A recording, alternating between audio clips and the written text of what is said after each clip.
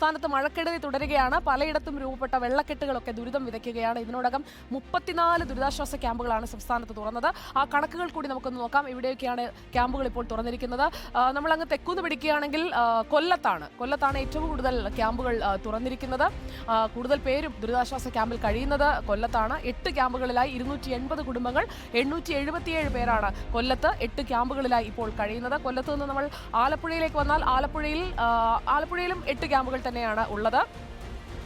ആലപ്പുഴയിൽ 8 ക്യാമ്പുകളിലായി 271 കുടുംബങ്ങൾ, അതിൽ ആകെ 752 പേരാണ് കഴിയുന്നത്. ഇപ്പോൾ മഴക്കാലത്തേക്ക് നമ്മൾ കടന്നില്ല, അതിനു മുൻപ് തന്നെ ഇത്രയധികം ആളുകൾ ക്യാമ്പുകളിലേക്ക് എത്തിക്കഴിഞ്ഞു.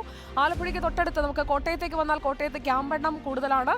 11 ക്യാമ്പുകളുണ്ട്. പക്ഷേ 80 കുടുംബങ്ങൾ മാത്രമാണ് ക്യാമ്പുകളിൽ കഴിയുന്നത്. 332 പേരാണ് ഈ 11 ക്യാമ്പുകളിലായി ഇപ്പോൾ താമസിക്കുന്നത്. നമ്മുടെ എറണാകുളത്തേക്ക് വന്നു കഴിഞ്ഞാൽ എറണാകുളത്ത് ഇപ്പോൾ 2 ക്യാമ്പുകൾ തുറന്നിട്ടുണ്ട്. 2 ക്യാമ്പുകളിലായി 20 കുടുംബങ്ങൾ താമസിക്കുന്നു.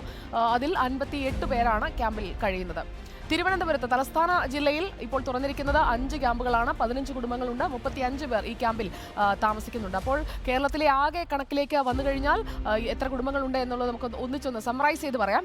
34 ക്യാമ്പുകൾ, അതിൽ 666 കുടുംബങ്ങളിലായി 2054 പേരാണ് കഴിയുന്നത്. അതിൽ സ്ത്രീകളുടെ എണ്ണം പ്രത്യേകം നോക്കിക്കഴിഞ്ഞാൽ സ്ത്രീകൾ 794, പുരുഷന്മാർ 876, കുട്ടികൾ 384.